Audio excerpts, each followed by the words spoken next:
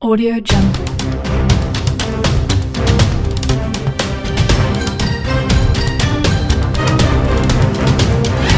Audio Jungle.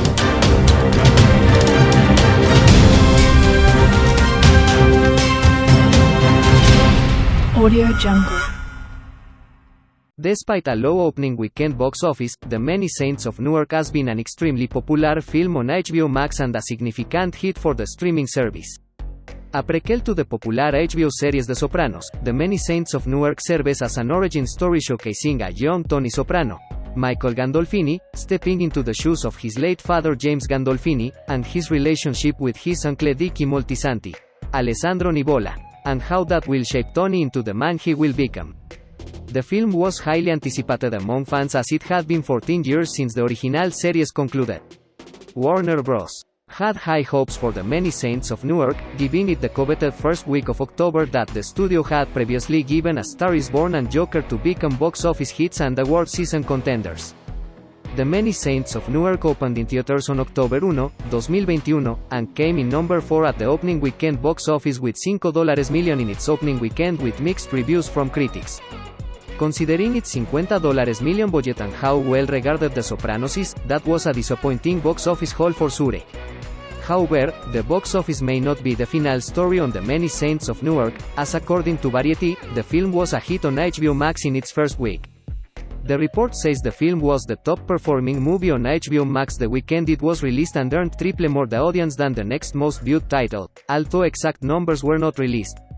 It outperformed similar adult school-wing dramas that Warner Bros. Released on HBO Max, like Cry Macho, Those Who Wish Me Dead, and Reminiscence. The film also saw The Sopranos see a bump in viewers on the service. Regarding the film, Andy Forssell, Executive Vice President and General Manager of Warner Media Direct to Consumer, said, "The other angle to look at it from is the interplay between a great film like this and a long-running series like The Sopranos. As users, we love those characters and those worlds. Sometimes, we sit down and sign up for 2 or 3 hours of a story well told. There are other times when what we want is a service to provide as many weeks or months of enjoyment watching something episodic." Many Saints was number 1, by a long shot, as the biggest title on the service. That's a great combination and it's going to continue for weeks, so it's going to have longer legs because of that interplay. There are several factors as to why more audiences chose to see The Many Saints of Newark on HBO Max instead of theaters.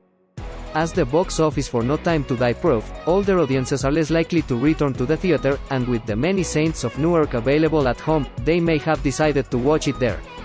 The fact that The Sopranos is so closely linked with television could have made audiences associate the movie with television instead of the big screen.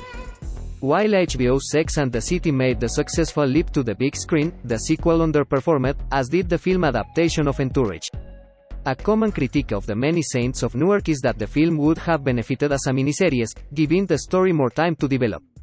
With the movie's success on HBO Max and David Chase's recent deal with Warner Bros., the story could continue on the streaming service as a series bridging the gap between The Many Saints of Newark and The Sopranos.